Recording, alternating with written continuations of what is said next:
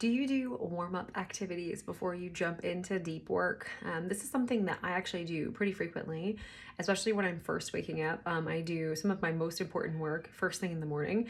But what I do is I do some warm-up activities beforehand. And warm-up activities are not just opening up your email and like firing off a couple of things, because I don't know about you, but sometimes I'll jump in there and then I lose like an hour or two and I'm just like, oh my goodness, where did the time go?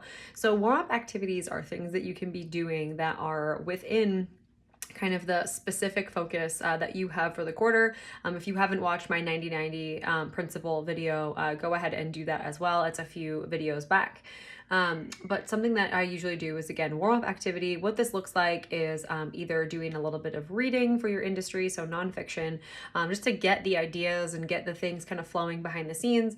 Another thing that I do quite frequently is journal. Journaling is a good warm-up activity to make sure that you are really feeling in a good alignment and in a good headspace to begin to do some deep work. And then additionally, hammering out a couple of low friction tasks that are in kind of the same wheelhouse. So for me, if I have to create content for a short period of time, what I will frequently do is I'll start to outline blog posts or generate a handful of topics or use Chat GPT to help me write some headlines or some subject lines for my emails. And those small kind of low barrier tasks really help me get energized and kind of get the juices flowing inside of my brain to jump into perhaps like outlining a workshop or, delivering a workshop or, creating videos like these.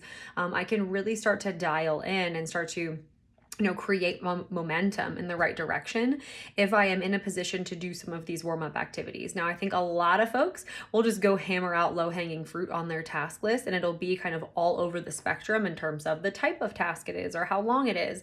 My encouragement is to have some of these warm-up activities preceding some of your deep work. A lot of times I recommend about 90 minutes of focus time for 90 days in a row. So whether that's first thing in the morning for you or afternoon, later afternoon before you close up for the day, finding that 90-minute focused time to be working on some of the most important company initiatives that you have, or ideally just one specific focus for you, will be a game changer in terms of making sure that you're staying within the most important, driving forces of growing your business or creating a business that you really enjoy and that you really love.